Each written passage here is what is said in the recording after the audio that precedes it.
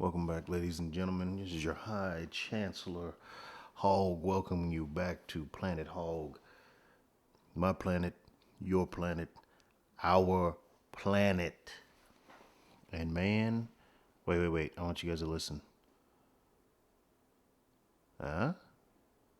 No saws, no construction horseshit going on outside? Not yet. Yeah, man.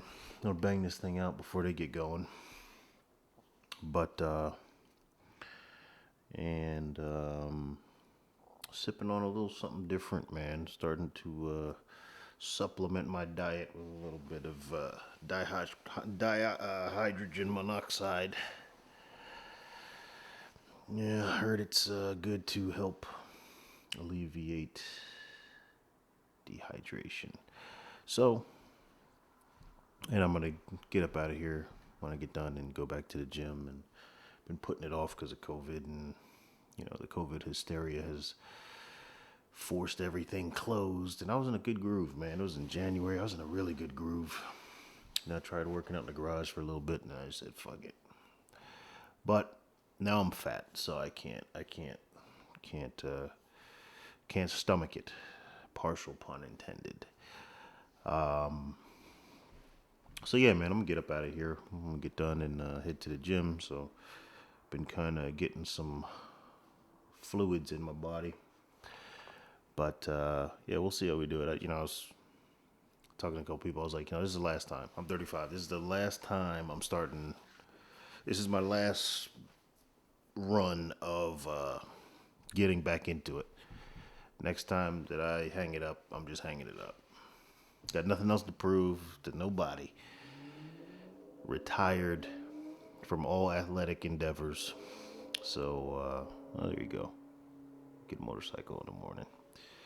But, man, I want to talk to you guys today about just kind of a couple days ago, we were talking about what was going on with the whole Chelsea Handler thing and Democrats and how they do their thing and liberal privilege and all that. And I guess today's more of a continuation on that. But really just want to start with a question, a serious question, rhetorical question, obviously, but a serious question. And the answer is, or excuse me, the question is, how much, and I suppose I should frame this question first, right? So I know I've talked to a few people, couple and family, but mostly just friends, who are black and, they're riding with Biden, right? And, look, if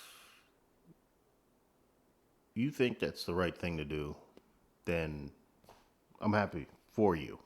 If that you're doing what you think is right. My problem is with people who are kind of coerced or don't know any better or are deceived. Now you can make the argument that anybody voting for Biden falls in one of those three categories, and I'll hear that. But I think you understand the spirit of what I'm trying to say. The people who, when you ask them, their response involves the words Donald and Trump. Those are the kinds of people I'm talking about because you're really not voting for a reason, in my opinion. So, but my question is for them because I asked actually one of my friends this question. I said, "Look, I asked you a serious question. How much disrespect can you stomach from these people that you're going to go vote for? Like seriously, how much do they have to disrespect you for you to say, okay, no?" Because I'm not a big proponent of the idea of identity politics. I'm not a big. I think that causes a lot more problems than it solves. As a matter of fact, that's an easy equation because I don't think it solves any problems, other than how do we start more problems. So I'm not a big proponent of identity politics, right? And because all the things that come with it, it's designed to divide people by its very nature and pit groups against each other. So I'm not a big fan of that. And a lot of these people will say, well, Trump's this, Trump's that. But the bottom line is, when I ask these people, why are you voting for Joe Biden? Why? And we go through. First of all, this discussion cannot be had with facts. Please understand that, and it very seldom is. It's usually held with emotionally charged words such as racist, such as dictator, fascist, blah blah blah. We know the diatribe, right? So, because it doesn't change, it hasn't evolved. They just kind of fortify themselves in it, and that's it. Well, basically, the bottom line comes down to you're voting for Joe Biden because he's the only person you're allowed to vote for in your mind. And most people won't admit this, right? Especially black people, no, exclusively black people, because everybody else is allowed to have varying opinions without that being held against them. So, but my question is, because if you look at, we don't have to get in through everything that Joe Biden has said, right? But just a couple of the greatest hits off top of the head. Okay, if you're having trouble deciding if you're for me or for Trump, you ain't black. Okay. I don't want my kids going to a multiracial jungle. Okay. Poor kids are just as smart as rich kids or as white kids. Okay. Like, what else does this man have to say? It's really, God, dog, man. It is. So between that, right? Then obviously the whole Chelsea Handler echoing the sentiments of that, right? And a lot of people, they're like, oh, she's a comedian. She's a comedian. It was a joke. Well, she pretty much said this exact same thing Joe Biden said. So was Joe Biden joking too? Was Joe Biden in on the joke? Is this like a DNC party joke? And then when you juxtapose her comments there with the interview she had some years back on Conan O'Brien, where she was laughing about the two abortions she had, one of which was with presumably a black dude, and she said, something along the lines of, "Can you imagine me with a half black kid?" Like, I don't know. It's skeptical, right? But even look at Kamala Harris, right? This is a woman who, first of all, she was not black until she decided to run for president, because you can pull up the articles of her winning her inaugurations in California, and it was billed as the first Indian American woman. So she was Indian American until, it was time to recruit the African Americans. I get it. And look, I am not downplaying her identity in terms of thumbing my nose to people who are of mixed ethnicity, right? Because there's quite a few. And I'm certainly not downplaying that. I'm certainly not belittling that. However, there is, I think, a distinction to be made from someone like, as much as I really don't like this person, someone like The Rock, Dwayne Johnson, who says, and has always said, "I am black and Samoan. I am black and Samoan. I am black and Samoan." Or someone like Tiger Woods, who is claimed black and I think Vietnamese. I think he said he was some kind of Asian. So there's a difference between people who come in the door that way and introduce themselves that way, and the people who just kind of pick up whichever they need for the situation. Kind of like how, you know, kind of like how when you go to college, you find out that there's a lot more blonde-haired, blue-eyed Indians than you knew existed. So, and Indians as in feather, not dot. So, because I don't play the whole Native American game, they came here. They were the original immigrants. I'll meet you halfway. They're the OIs. They're the original immigrants. Okay, fine. But, unless you can trace yourself back to like the Olmecs or somebody like that, you're an immigrant like the rest of us. So, anyway, that has nothing to do with what I'm talking about. Come on. That brings me to, well, we're talking about Kamala Harris and her not being black till she ran for president. But I mean, look at the things she's done. Even if she was black, I really don't care. When you are holding people beyond their prison sentence knowingly, just so the state can get cheap labor, First of all, it's not a good look when slavers are in your family's tree. That's not a good look. But it's an even worse look when you try to run on the platform of, Wakanda Forever, which is the goofy salute she gave when she first decided she was going to run for president. She put her, they really blackened her up almost in record time. It was fascinating. She had her Howard University jacket on. She's doing the Black Panther salute because, of course. What was she doing? What else was she doing? Oh, she was talking about how she loved to smoke weed back in the day, even though she prosecuted people for that. She was talking about how she used to listen to Snoop Dogg and Tupac in college, even though that did not line up chronologically. Uh, and then there was one video I saw of her like commenting on some kind of like they were at some kind of street festival and she was talking about pork chops and chicken and shit. The typical stuff. And again, it comes back to that question for all you people supporting them. How much? How much? Where is your line of of okay? You know what? That was too far. Where is it? So okay, you had that right. So maybe you can overlook those few things, right? Well, then we had the Democrat stripper ad, right, where they wrote "Go vote" on strippers' asses and had them twerking and all this other stuff on a pole because apparently that's where black men get their information. As a matter of fact, I'm not even being sarcastic because all these articles that I put in on these quotes, I get them from the asses of strippers. So that wasn't demeaning enough, right? And then we had Biden saying he was gonna, this was the old Democrat flea flicker, right? He's gonna recruit some rappers. I think it was Ti, Jeezy, Ludacris, Jermaine Dupri. Okay, that's Democrat 101. That's nothing new, right? That's the purpose these people serve. That's the purpose the Breakfast Club serves. That's the purpose Ebro in the Hot 97. That's the purpose they serve. That's the purpose Roland Martin serves. They're just a different flavor of the same kind of dessert, right? They're just it's their job to kind of, gather the Negroes and prepare them for voting. So if you're sophisticated and you had a college degree, you get Roland Martin. If you're just if you're a teenager or, just a regular dude, you get the Breakfast Club. But they're working for the same goal. So, okay, that wasn't enough.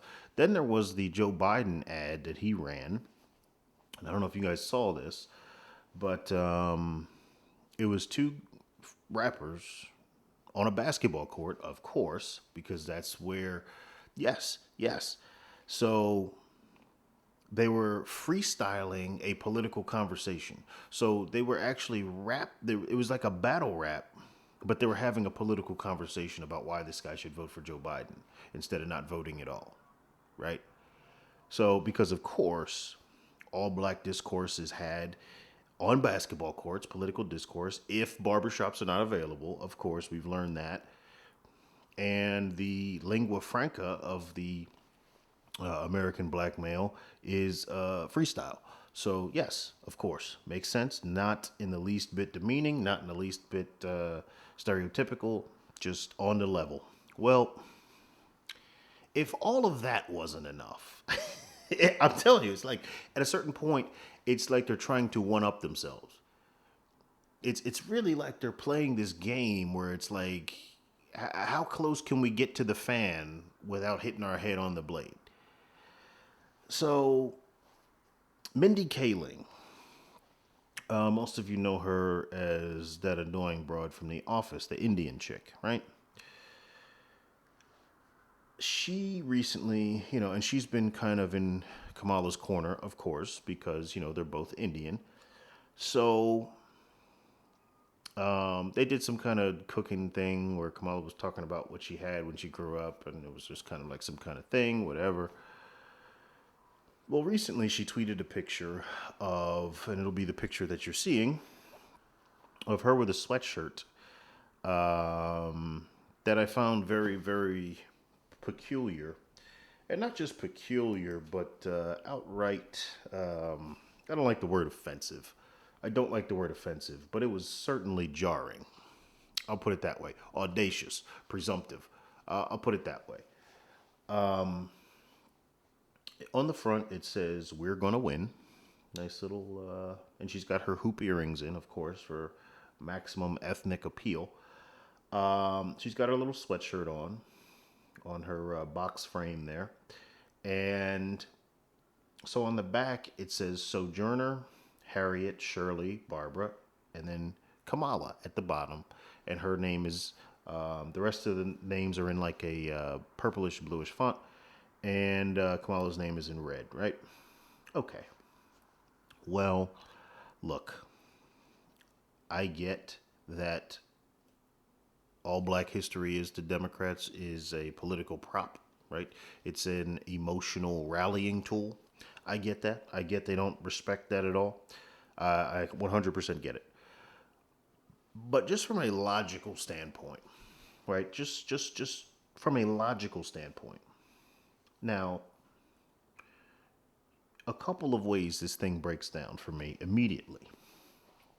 First and foremost, how is it that you have Kamala Harris, who is infamous for zealously, and in some cases, we would say less than scrupulously, stripping the freedoms away from primarily black people, on the same shirt as Harriet Tubman, whose legacy is built on helping black people attain freedom. And you can say the exact same thing for Sojourner Truth. Just I think more people know about Harriet Tubman than Sojourner Truth. Not saying that one is any more important than the other. They were both very strong women, both very instrumental figures in American history. But having two abolitionists on a shirt with someone who many would say was overzealous in pursuing incarceration, that to me defies logic, right? But then again, we're not expecting logic from these people. So okay, that's number one where that falls apart, right? Then we go to number two, where this immediately falls apart for me. And that is the fact that you have Kamala Harris's name on there. And her name is emboldened to stand out above all others on there, right? Now, Barbara Jordan, meh. I mean, she was more of a, she's more of a, what do you call it? She's more of a symbol than anything else, okay? Because she was black and she was a lesbian and she, okay, all right. And she was active in civil rights, of course. Shirley Chisholm, okay. But when you look at the accomplishments of even probably the lowest person on that totem pole, aside from Kamala, who I would say is Barbara Jordan, there's no comparison in terms of milestones, in terms of their career. So this sweatshirt, and again, it'd be one thing for a black person to be wearing the shirt. Now, the interesting thing about Mindy Kaling is that she has a brother who is known because he impersonated, he faked being black. He pulled a soul man, a real life soul man, and just so he could get admitted into a university because his grades weren't good. So, and since he actually came out with a book about it. She has kind of said she had nothing, like they're not connected. He and the family had a falling out. I believe that if you want to, but it's one thing if there was a black person wearing this shirt, and I'm not saying there aren't, but it's just not a good look when someone who's not black kind of bastardizes history of black Americans in this country like this. Now, I'm not one of those that say or operate under the pretense that black people own any kind of history that is related to black people. No, it's all American history. But by the same token, when you have a theme going on, which they very much do, it's not a good look. It just isn't. In terms of, the hyper racial times that we live in, and also the fact that people have become a lot more aware of grifters and people who are kind of bastardizing important figures for political gain, except when Democrats do it. So, yeah, so that's where that falls apart for me, right? And again, my question is how much? How much is too much disrespect? What do they have to do? Because you understand that it's only going to build from here. Like, we didn't just start at this point, right? It started with them talking about rap. It started with Bill Clinton talking about, playing jazz and all this other stuff. The pandering started at a low level. It only continues to build and get more and more and more outrageous. So I'm really looking forward to 4 years from now because who knows? Maybe the Democratic primary will be held in a watermelon patch, and it'll be furnished with grape sodas. Everybody will have some overalls on and some rap music playing, and they'll be dancing. And why not at this point? Why not? Because I'm kind of on board with them at this point. How far can they push it? How far can they push this before they say, you know what, this is kind of fucked up? Anyway, along those lines, man, and getting kind of touching back on the whole Chelsea Handler 50 Cent thing. So 50 Cent recently came out and kind of, after Chelsea Handler sweetened the pot and basically said, hey, I'll sleep with you again if you disavow Donald Trump. And 50 Cent, it was not a good look at all. Unless he's playing everybody, right? And he's just telling her what he wants to hear so he can smash, and then he smashes the button for Trump. Hey, but I would caution him against that if that's what he's doing, or at least making that public, because you may find yourself Me Too'd. All of a sudden, it may be rape. So, anyway, people are kind of going back and forth with the Chelsea Handler 50 Cent thing, and but my whole thing is stop listening to who gives a fuck if 50 Cent wants to vote for Joe Biden to get back to where he's already been. Then more power to you. If Chelsea Handler wants to vote for Joe Biden, more power to you. If Chris Pratt wants to vote for Donald Trump, more power to you. I don't give a shit. I don't understand why people follow celebrities the way they do. I really don't. Understand that you have more real world experience. You, within the sound of my voice, have more real world experience than these people do. They don't have real problems. They don't. And when I say celebrities, I'm talking about actors, athletes, musicians, all the people that make a grotesque amount of money for very, very little on terms of what they produce for society. So they don't. These people don't have real. Most of them aren't even in touch with reality. Their reality. And I'll say this: our reality. Their reality is something much more different.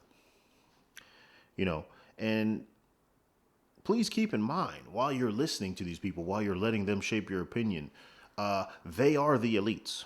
So it's always funny to me to hear people who support the Democratic Party specifically say, the Republicans are the party of the rich and they're the party of the elites. Okay, let's do a head count again.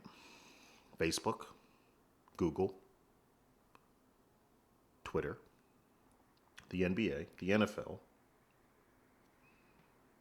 all of Hollywood.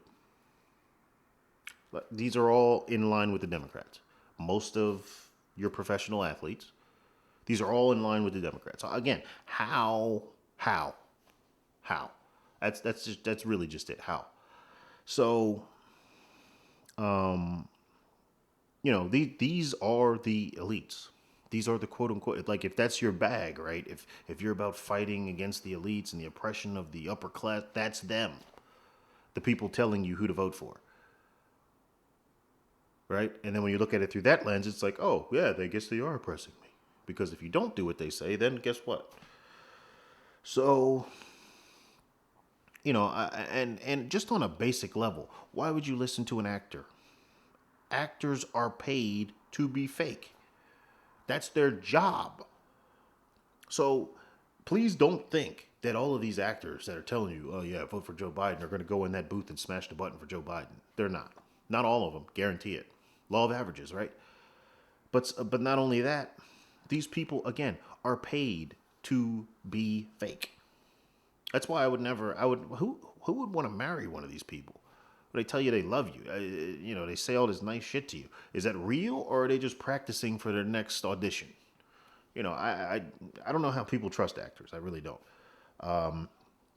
Athletes. People listen to athletes. We're growing through the elites now. So we talked about actors. Athletes. These people did not finish formal school, most of them.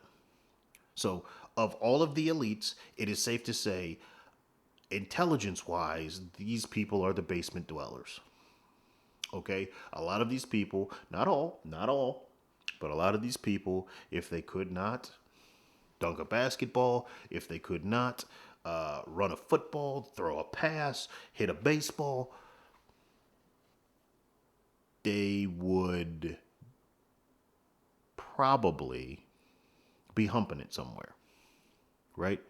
There'd be no different than you or I. There was nothing else. In most of these cases, right? They'd just be a regular average Joe, just really tall, unable to find clothes that fit. But okay.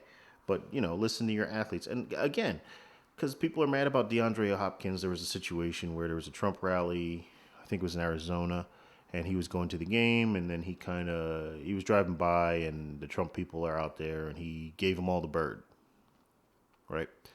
And then he gave up some kind of cockamamie bullshit answer about how, oh well, I was trying. You have to sift through this sixth grade grammar to kind of make sense of the nonsense. But he was talking about how there was a car that was supposed to be there that wasn't supposed to be. And whenever people start doing that and they start giving you meaningless preamble, just brace yourself for a lie, right? They're just starting to warm up the bullshit machine. So the first few words, you just got to kind of let them filter through. Okay, I know. I see where this is going. So ultimately, his excuse was he was trying to give them a peace sign, but, and I bullshit you not, his index finger was sore and tired, so it didn't really make it up in time. Which I'll give him points for originality. I've never heard the finger fatigue excuse. Never. It is amazing how stupid these people think we really are. But the new game for me, when people give me a dumbass excuse like that, is they're projecting their own stupidity onto you. Right? So when he says that to you, he's basically saying, in my mind, this is my interpretation, that this is the kind of an excuse that I would accept from somebody. So I enjoy when people try to insult my intelligence like that because they're giving me a window into how stupid they are. And if this is true, if this little theory of mine is true, then DeAndre Hopkins, that is a window licker. Because that is the dumbest shit I've ever heard. He must have forgotten that he didn't just give the finger with one hand. He gave it with both hands. Austin style. 2 fingers up. So, two fatigued pointer fingers. I get it. It happens. So talk about musicians. Well, here's the thing about musicians. And they can be tricky, right? Because they write these songs that touch your soul. So for a lot of them, you think that there's something deeper in this person. And you know what? There may be. In a lot of them, there may be. But please don't forget that these are people who glorify dysfunction. That's what they do. They feed on bad times, on misfortune, people's drama, blah, blah, blah, blah, blah. They feed on that. And again, most of these people aren't college graduates either. And not to say that college is the end all be all, especially in today's day and age. But, there used to be an assumption that if you have that piece of paper, you at least have functional sense. So, again, musicians, they glorify dysfunction. Sorry, I don't trust you. Not going to trust you with my political opinion. Number 1, because you're not me. You don't live my life. Number 2, because you're a friggin' millionaire or billionaire. Bottom line is, all of these people, all of these elites, whether they're actors, athletes, musicians, whatever, even if there's another category they haven't thought of yet. I don't really count politicians because, they're already aligned. They're gonna vote how they vote, right? The bottom line is, all of these people, they will be fine regardless. If Trump wins, they'll be really fine because they get to keep more of their money. But even if Biden wins, they'll be fine. They make ridiculous amounts of money. They'll be fine. And if it gets too bad, guess what they'll do? They'll pull a Tom Hanks and they'll say, yeah, you know what? We're out of here. I'm going to go live somewhere else. And life will go on for them like it never happened. Right? So when you are trying to pick your candidate and you're thinking about the issues that make sense to you, the unemployment rate, right? The ability to have a Trump bringing manufacturing jobs back, or whether you think that that's bad for the environment, or school choice, or health care, whatever your issue is, just understand it does not apply to them the way it applies to you, because they have a ridiculous amount of money and you don't. Neither do I. It's okay. So why are you letting people who don't live in your reality, I'll just say stop letting people who don't live in your reality dictate how things run? Don't do that. I mean, yeah, that's the best way I can put it. Because again, unemployment rate, it does not affect them. Even if most of them stop working now, they have enough money, they're fine. School choice, their kids are going to go to whatever the finest school in the land is. They'll go to whatever school they want them to go. They'll fly them there if they have to. And most of them have their own kinds of schools anyway. So it doesn't apply to them. Healthcare, they got money. They'll get the best healthcare. They'll get whatever amount of healthcare they want. So the things that are a burden to you, the things that are important to you, they're not as important to them because they live in a different world. So why would you let them influence your choices? I don't know. Maybe that's just me. Maybe I'm just a contrarian. But that's what I got for you guys today, man.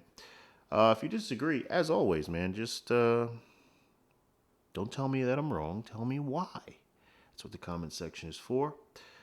Until the next time, I'm trying to think. Was there something else I wanted to say to you guys? Because every time I hop off this, there's always something else that pops into my mind, and I'm just like, I want to say that too. Nah, nothing. All right. Well, I'm out of here. I'm taking my ass to the Gime, and I will check in with you guys tomorrow. So until then, peace.